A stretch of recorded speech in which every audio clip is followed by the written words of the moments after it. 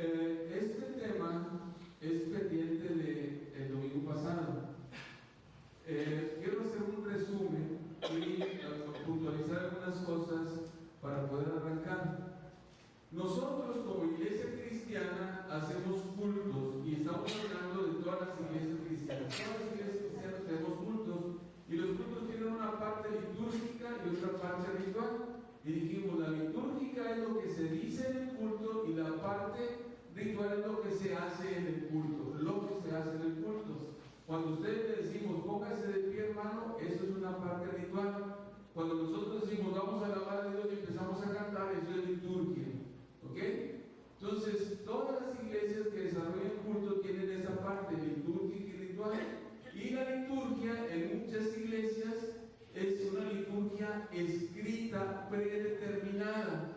¿Ok? Escrita en un libro y no se puede salir de ello. Nosotros, nuestra liturgia como iglesia cristiana es una liturgia espontánea. O sea, no está escrita en ningún libro, es espontánea, y nuestra liturgia se supone que es bajo la dirección del Espíritu Santo. ¿Ok? Y nosotros como iglesia cristiana tenemos dos rituales mandados por Jesucristo.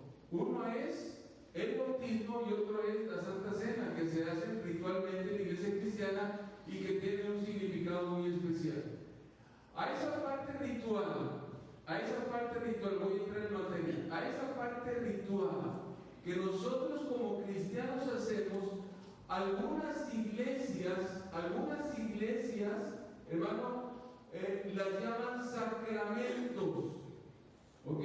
Y cuando nosotros hablamos de que se llama sacramento, estamos hablando entonces de lo siguiente. Ricardo, si me das la presentación. Sacrare quiere decir hacer santo, y mentum quiere decir instrumento para. Sacramento, entonces, si nosotros lo definimos, es el medio por el cual se vuelve uno santo, o medio por el cual uno logra ser santo. Entonces aquí, cuando hablamos de sacramento, óigalo bien, voy a puntualizar esto. Cuando hablamos nosotros de sacramentos, y no de rituales, cuando nosotros el ritual lo hacemos sacramento, estamos confiriendo gracia. Lo voy a volver a repetir. Cuando nosotros algún ritual lo volvemos sacramento, estamos entonces diciendo nosotros, que lo que se hace ahí en ese ritual confiere gracia de Dios, y que la gracia de Dios llega a través del ritual. ¿Ok? ¿Sí me estoy explicando? Por ejemplo, para llegar a ser hijos de Dios, ¿qué es lo que nosotros como iglesia cristiana decimos para llegar a ser hijos de Dios? De acuerdo a Juan capítulo número 1. A los suyos vino y los suyos no le recibieron, mas a todos los que le recibieron, a los que creen en su nombre, se les dio potestad de ser hechos hijos de Dios. Nuestra postura como iglesia cristiana, y nuestra convicción como iglesia cristiana es que nosotros llegamos a ser hijos de Dios por creer en Jesucristo, por abrir el corazón a Jesús, por aceptar a Jesucristo como nuestro Salvador. Bueno, déjenme decirle, en la iglesia católica, en lugar de repetir de esto, para llegar a ser hijo de Dios, es a través del bautismo. Es a través del bautismo. Cuando se le lleva al niño a la iglesia y se le pone ahí en la pila y se derrama agua sobre su cabeza, es en ese momento que la iglesia católica dice que en ese momento aquel infante se convierte en hijo de Dios, porque se le está confiriendo poder al agua. Porque el agua derramada dice que hacen de aquel niño un hijo de Dios. Esa es la idea del sacramento, que confiere gracia.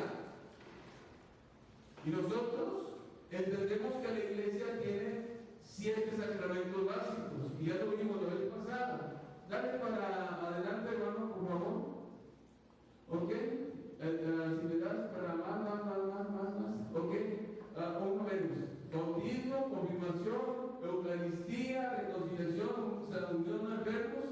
Funciona el verbo sacramento del orden sacerdotal y sacramento del matrimonio. ¿Ok? De esto ya entramos en algunos, ya vimos. Ahora, ¿por qué es esto? ¿Por qué es esto?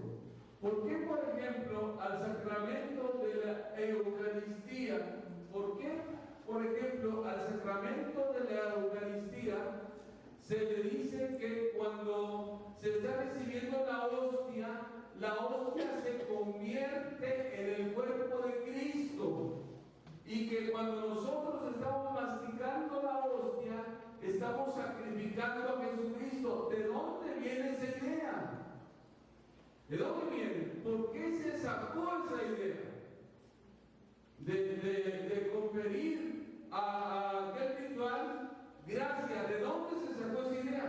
Déjeme decirle de dónde se sacó esa idea, para que usted entienda mucho de otras religiones. Abra su Biblia, por favor, en Mateo capítulo número 26. Mateo 26. Ok. Y déjeme leer el versículo 26. Y mientras comían, tomó Jesús el pan y lo bendijo y lo partió y dio a sus discípulos y dijo: tomad, comed, esto es mi cuerpo. Jesucristo está tomando el pan, lo está bendiciendo y luego lo está dando a sus discípulos y le está diciendo: tomen este pan, esto es mi cuerpo. Ahí es donde está, fíjense bien lo que le voy a explicar, ahí es donde está la situación para que este ritual, este ritual que es de la cena del Señor, se convierta en sacramento. Ahí es donde está la situación. ¿En dónde radica? En una interpretación literal de la Biblia. ¿Ok? Radica en una interpretación literal de la Biblia. ¿Ok? Y ustedes han estado en clase de interpretación bíblica. Y ustedes en la clase han visto que la Biblia, ¿ok?, tiene otro tipo de lenguajes, el lenguaje simbólico, tiene fábulas, tiene parábolas, etcétera, etcétera.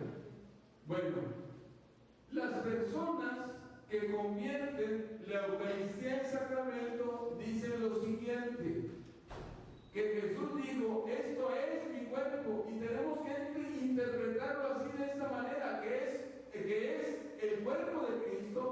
Aunque es pan, aunque en esencia es pan, ¿okay?, se convierte al momento en que el sacerdote invoca,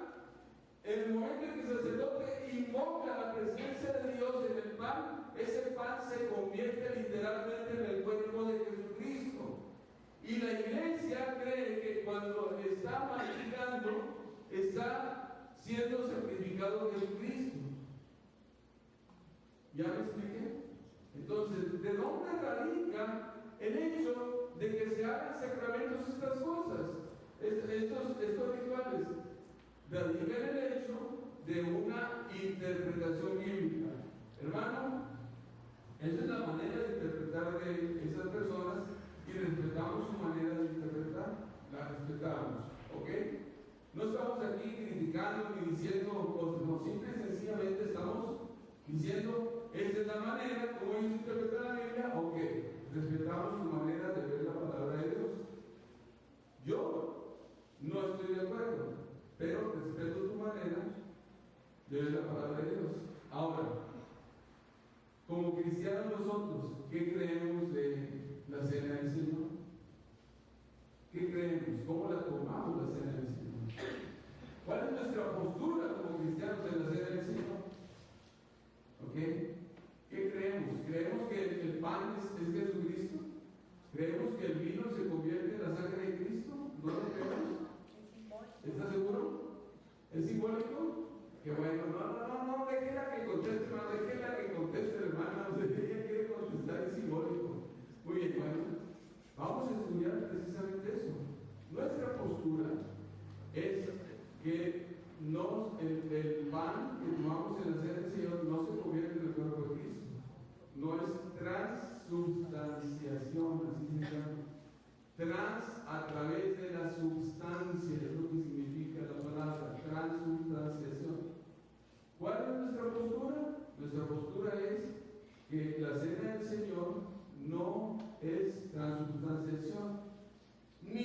Tampoco la cena del Señor es consubstanciación. Esa es otra postura de la cual no he hablado. La consubstanciación dice que de alguna manera el cuerpo de Cristo, ahí está el pan sigue siendo pan, pero que de alguna manera místicamente el cuerpo de Cristo se hace presente cuando nosotros ingerimos el pan. Eso se llama consubstanciación. Y la tercera postura es simbolismo. Ok, esa es nuestra postura como iglesia, pero ¿de dónde salió? ¿De dónde salió? ¿De dónde sacamos que la cena del Señor para nosotros es simbólica? ¿De dónde salió? Si ustedes vienen y le preguntan, oye, ¿la cena del Señor es simbólica? Usted dice, sí es simbólica. Bueno, ¿de dónde tiene su punta? ¿Cuál es su convicción al respecto? ¿Qué va usted a contestar? Nada más se va a quedar con decir, no, pues es simbólica. Sí, simbólica, pero ¿por qué? ¿Por qué? ¿Dónde está el puntal de convicción para decir que la cena del Señor es simbólica? Qué bueno. De eso queremos tratar un poquito en esta hora. Muy bien. Lo primero que tenemos que hacer para contestar esta situación es ver cuándo, ver en qué momento resulta la cena del Señor. Es lo primero que tenemos que contestar. Abra su Biblia, por favor, en Mateo capítulo número 26 y luego vamos a ir a Marcos. Ok, Mateo 26. Dice así Mateo 26, el versículo número 17. Ponga atención y léalo. Dice: el primer día de la semana de los panes sin levaduras, vinieron los discípulos de Jesús diciendo: ¿dónde quieres que preparemos para que comas la Pascua? Oiga bien, el primer día de los panes sin levadura, los discípulos se acercaron a Jesús y le dijeron: ¿dónde quieres que preparemos para que comas la Pascua? Y él les dijo: ir a la ciudad a cierto hombre y decirle: el maestro dice, mi tiempo está cerca, en tu casa celebraré la Pascua con mis discípulos. Dice: y los discípulos hicieron como Jesús les mandó y prepararon la Pascua. Hasta aquí estamos leyendo. Y el versículo número 20 dice: y cuando llegó la noche se sentó a la mesa con los 12. Entonces, aquí tenemos, hermano, el origen de dónde sale la cena del Señor. ¿De dónde sale la cena del Señor? Porque si usted sigue leyendo y llega a la noticia, dice: y mientras comían, cuando estaban sentados a la mesa de los 12, y mientras comían, Jesús tomó el pan. ¿Cuál pan? ¿Cuál pan? Tomó Jesús. ¿Cuál pan tomó Jesús? ¿Cuál copa tomó Jesús? Pues tomó Jesús el pan que se utiliza en la Pascua. Jesús tomó la copa que se utiliza en la Pascua. Entonces, la cena del Señor, la mesa del Señor, sale de una fiesta judía que se llama Pascua. Porque los elementos entonces de la cena del Señor salen precisamente de los elementos de la Pascua. ¿Me estoy explicando? Es de ahí. La cena del Señor sale de una fiesta judía que se llama Pascua. De allí Jesús toma el pan, de allí Jesús toma la copa de vino, y le da otro sentido diferente al que tenía en la cena. Esto es mi cuerpo, esta copa es mi sangre del nuevo pacto. La pregunta es: ¿sabemos qué es la Pascua? ¿Conocemos qué es la Pascua? Algunos pueden decir: sí, yo sí sé, hermano, porque ya estudié. Otros pueden decir: hermano, pues es una fiesta judía. Otros pueden decir: hermano, pues es que se celebra ahí por Semana Santa, la Pascua, ¿verdad?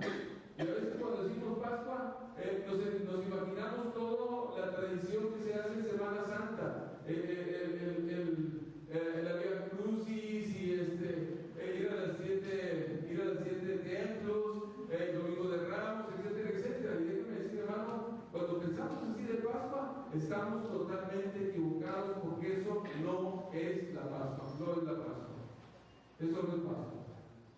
¿Ok? Para empezar, lo primero que tenemos que decirle, que la Pascua es una fiesta que Dios ordenó y que tiene un origen muy específico. ¿Ok? Y que tiene elementos muy específicos. Vamos a ello, hermano, vamos a ello. No voy a profundizar mucho. Abra su Biblia en Éxodo capítulo número 12. Éxodo 12. ¿Ok? Y antes de leer Éxodo 12, le voy a dar el contexto de lo que está pasando aquí. Antes de leer Éxodo 12, le voy a dar el contexto de lo que está pasando aquí. Aquí, cuando nosotros nos acercamos a Éxodo 12 y empezamos a leer, si no conocemos el contexto de lo que se está viviendo, no vamos a entender muchas cosas. Por eso es que yo quiero dar el contexto de este capítulo que nosotros vamos a leer. ¿Qué es lo que está pasando ahí? ¿Qué es lo que está pasando? Déjeme decirle lo que está pasando. El pueblo de Israel, los judíos o los hebreos, como usted quiera llamarlo, ¿ok? El pueblo de Israel, los judíos o los hebreos, como usted quiera llamarlo, están cautivos, están siendo esclavos en una nación que se llama Egipto. ¿Ok? Ahí es el pueblo de Israel, está en la esclavitud de Egipto. Y el pueblo de Israel en la esclavitud tiene 400 años, hermanos, siendo esclavo en aquella nación. Y el trabajo que desarrollan los esclavos es muy duro. De tal manera que más o menos a los 400 años el pueblo de Israel empieza a clamar a Dios, empieza a decirle a Dios que por favor los libere. Dios escucha la oración de aquel pueblo y levanta a un hombre que se llama Moisés. Ese hombre que estaba lejos de Egipto, andaba cuidando rebaños y haciendo otras cosas. De repente Dios lo llama y le dice: Moisés, ven para acá. Y le dice: ¿para qué me quieres, Señor? Dice: ¿sabes qué? Quiero que vayas y liberes al pueblo de la esclavitud allá. Y dice: no, hombre, ¿qué te pasa? ¿Ah? Si yo voy y le digo: oye, el Dios de ustedes me manda para que los liberen, me van a decir: ¿estás loco? Y si me dicen: ¿quién es ese Dios?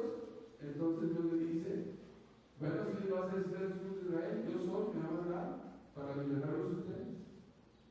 Véanle. Y dice Moisés: no, hombre, no, Señor, no voy, porque soy tartamudo. Y dice: pues qué, y dice tartamudo, pues no conozco yo a tu hermano, no me va a hablar por ti. Ándale, ven. No voy. Pues qué señal tengo, pues quedó.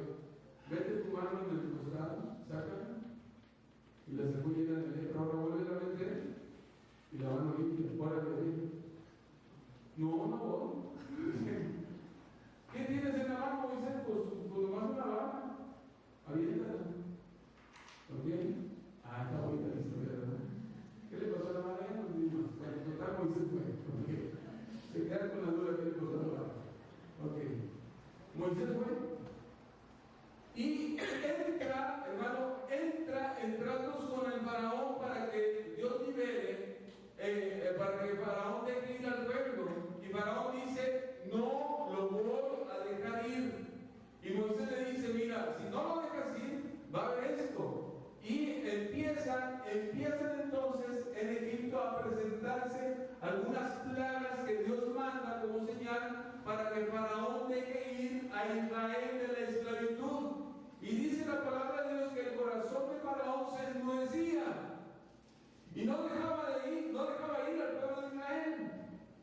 Y por último, la última señal que Dios manda para que el pueblo de Israel sea liberado, Dios le dice a Moisés lo siguiente.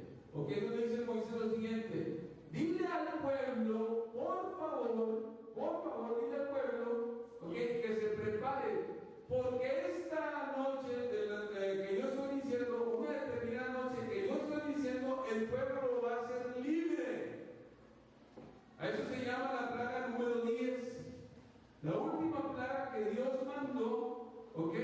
los egipcios. Y esa plaga consistía en que Dios iba a matar a todos los primogénitos, desde el ganado, desde las personas más sencillas hasta la casa de Faraón.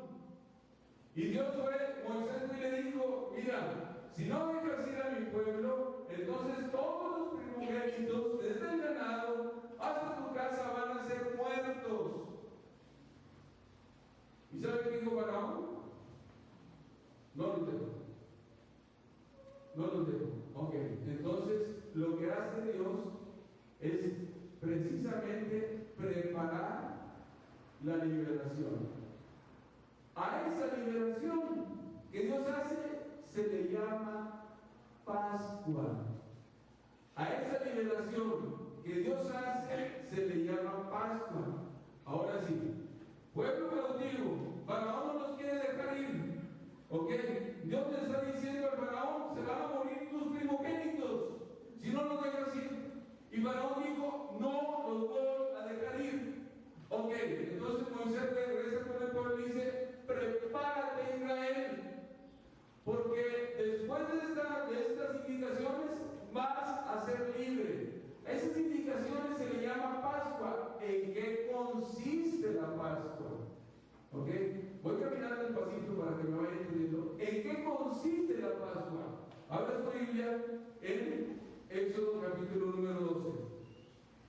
Habló Jehová a Moisés y a Aarón en tierra de Egipto diciendo: este mes os será el principio de los meses, para vosotros será el primero de los meses. Hablar a toda la congregación de Israel diciendo: en el 10 de este mes tómese cada uno un cordero según las familias de los padres, un cordero por familia. Aquí encontramos el primer elemento de Pascua. No es el huevo, no son los huevos de Pascua. Aprenda de la palabra de Dios. ¿Cuál es el primer elemento de la Pascua, tu vida? Es un cordero. Es un cordero. ¿Ok? Entonces, el primer elemento de la fiesta que se llama Pascua es un cordero. ¿Ok? Y luego dice la palabra de Dios: el animal será sin defecto, macho cabrío de 1 año. Lo tomaréis de las ovejas o de las cabras y lo guardarás en tu casa del día 10 al día 14.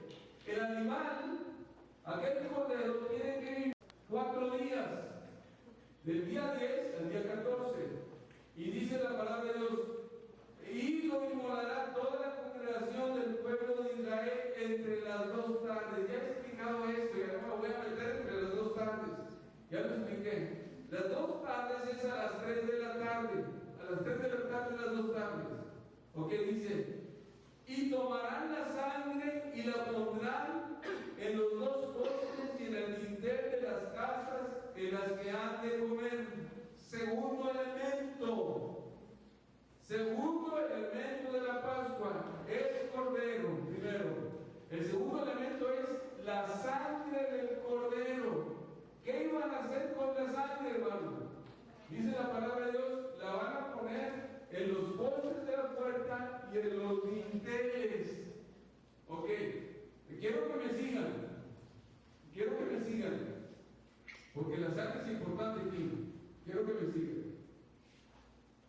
Dice, las vas a poner ahí. Dice: y aquella noche comerán la carne asada al fuego.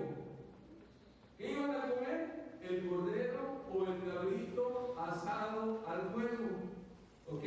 Y dice: y lo comerán así, de esta manera, con panes sin levadura y con hierbas amargas.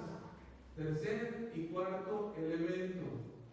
Tercer y cuarto elemento de la Pascua: 1, cordero; 2, sangre; 3, panes sin levadura; y número 4, hierbas amargas.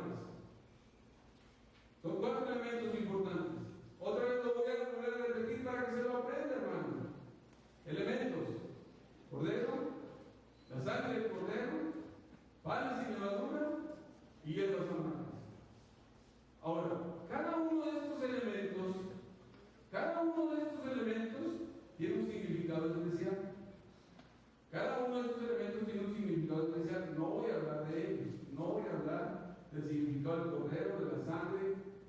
sin levadura. No voy a entrar en detalle sobre esta situación, nomás quiero que se lo aprendan. Ok. Y vamos a ir más adelante. Otra vez. Cordero.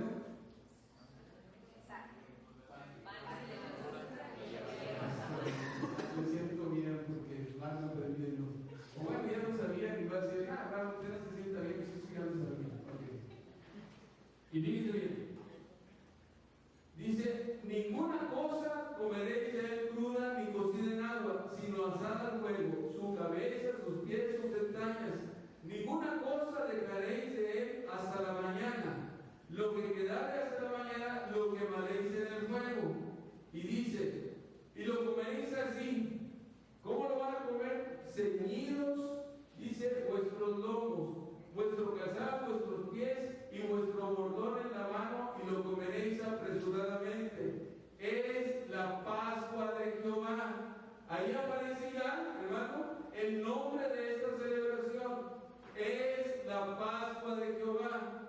Y luego, en el versículo número 12, en delante, aparece la definición de Pascua. ¿Ok?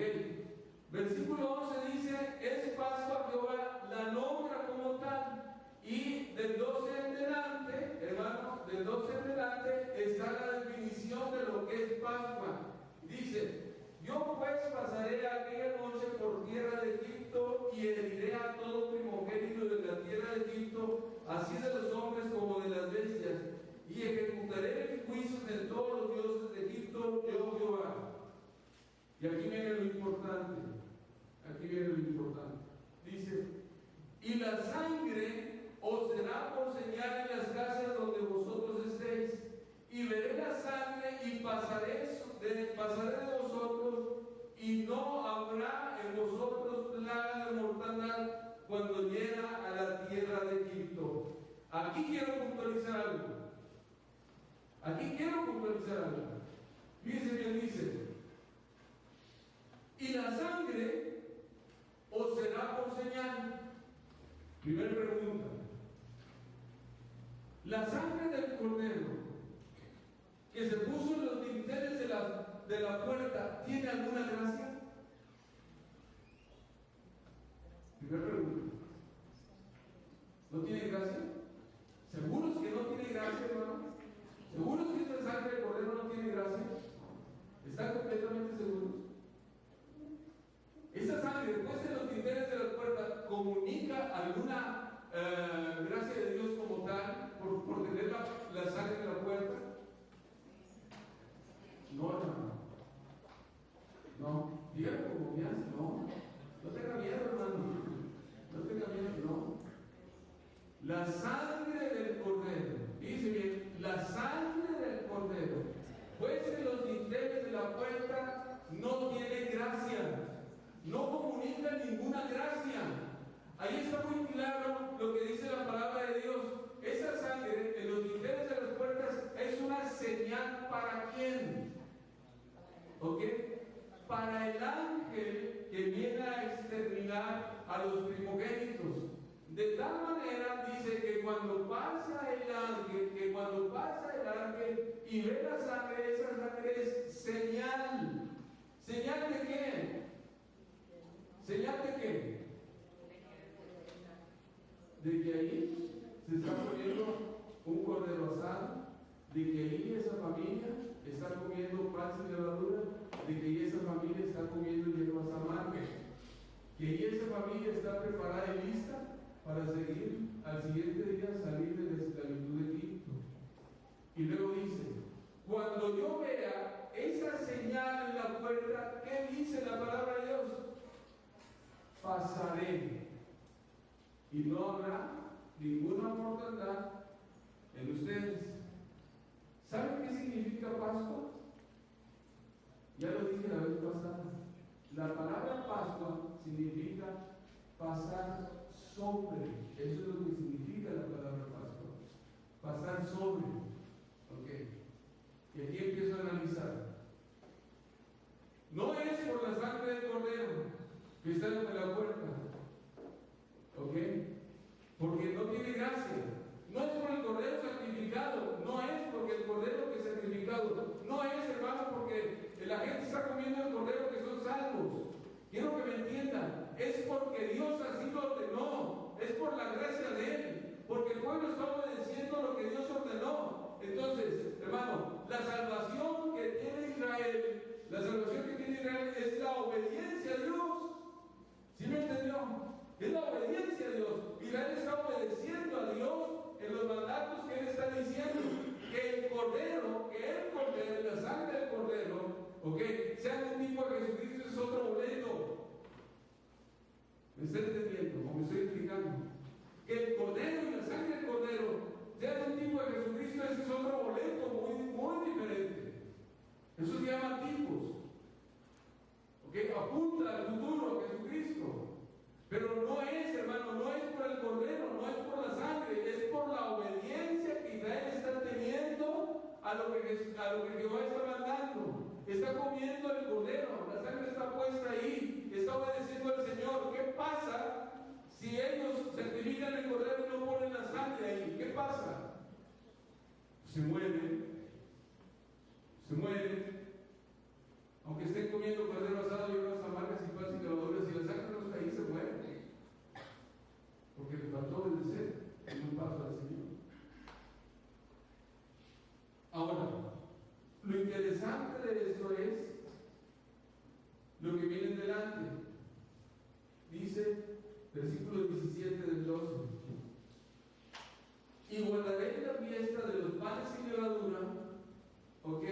Bueno, vamos a seguir leyendo de donde estamos para no.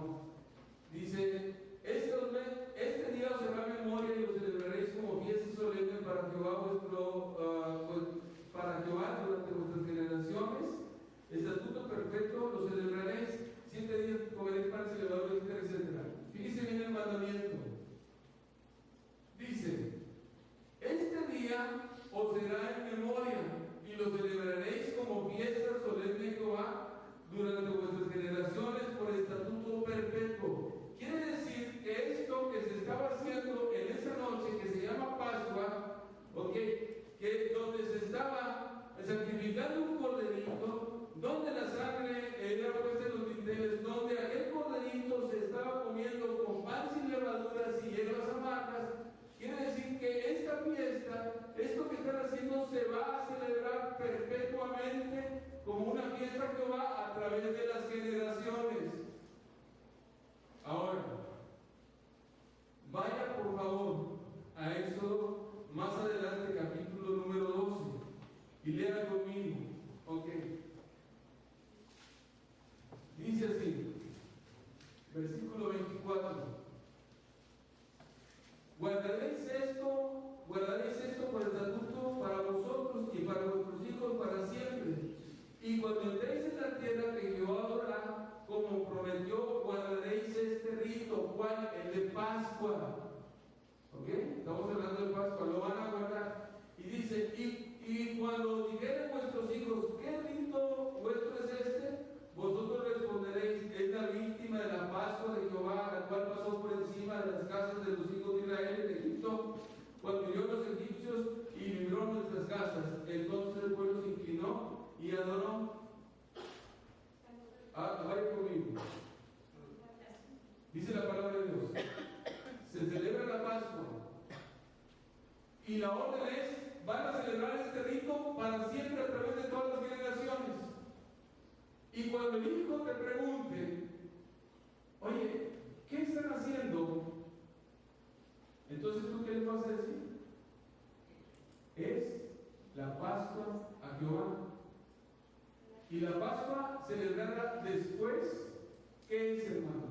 Después, a través de las generaciones. ¿Qué es?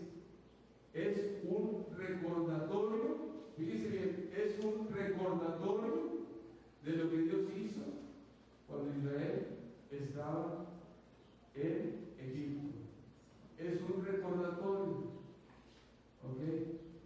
de lo que hizo Dios con Israel cuando estaba en Egipto. Ahora acompáñenme en la palabra de Dios. Acompáñenme en la palabra de Dios.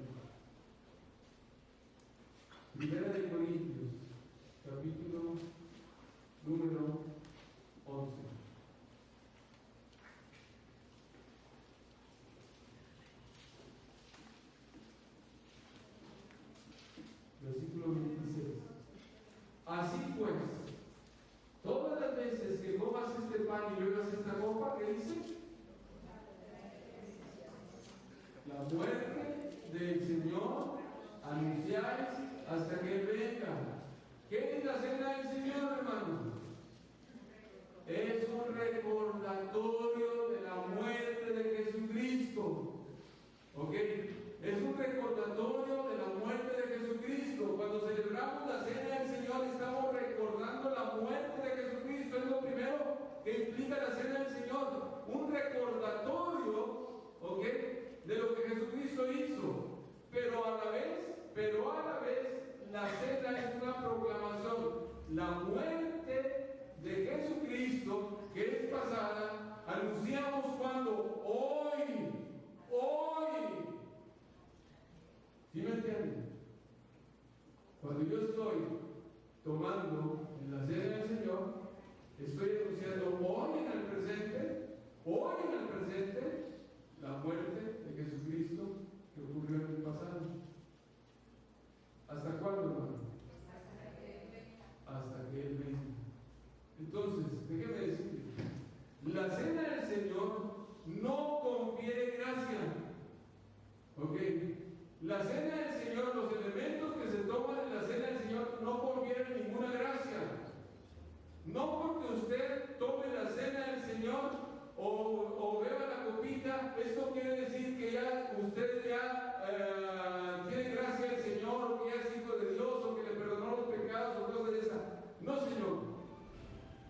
La cena del Señor simple y sencillamente se convierte en un recordatorio pasado de la muerte de Jesucristo que estamos anunciando el día de hoy. ¿Hasta cuándo lo vamos a hacer? Hasta que Él venga, dice la palabra de Dios. Y siendo un recordatorio y no confiriendo gracia la cena del Señor, entonces ¿en qué se convierte la cena del Señor, hermano? ¿En qué se convierte la cena del Señor? Si no es la cena del Señor que confiere gracia, ¿en qué se convierte? Se convierte entonces en un simbolismo. ¿Ya? ¿Qué? No confiere gracia. Recordatorio de un hecho. Pascua, recordatorio de un hecho, de algo que Dios hizo. Se celebra el día de hoy, los hijos celebran el día de hoy la Pascua como recordatorio y lo van a seguir celebrando hasta que el Mesías venga. Nosotros, cena del Señor, recordamos la muerte de Cristo, ¿ok? El día de hoy la estamos recordando presente, estamos anunciando la muerte el día de hoy. ¿Hasta cuándo? Hasta que Jesucristo venga. Los elementos que Jesucristo tomó, ¿ok? Ya no voy a hablar de los elementos, ¿no? En otra ocasión les hablo, hermano. Los elementos que son el pan sin levadura y la copa de vino que Jesucristo tomó de la cena de la Pascua, ¿ok?, no confieren ninguna gracia. No tienen poder en sí esos elementos. ¿Ok? Igual que el bautismo. El hecho de que usted se bautice no lo hace más santo ni menos santos. Hay muchos diablos bautizados. Muchos diablos bautizados. Hay mucha gente que va, se bautiza y sigue afuera viviendo como mejor, ¿para qué te bautizas? Estás peor. Entonces, la cena del Señor no conviene gracia. No porque usted venga y participe en la cena del Señor va a ser más santo, menos santo, o Dios le va a estar perdonando a través de los elementos. No, Señor, quiero que lo entienda bien. La cena del Señor es simbolismo, ¿ok? El pan sin levadura es simbólico de la carne de Jesucristo, del cuerpo de Jesucristo, y la copa que se bebe en Pascua es simbólico de la sangre de Jesucristo de derramar en la cruz del Calvario. Son símbolos, ¿ok? Y son recordatorios. No tienen gracia, como tampoco tiene gracia la sangre que fue puesta de los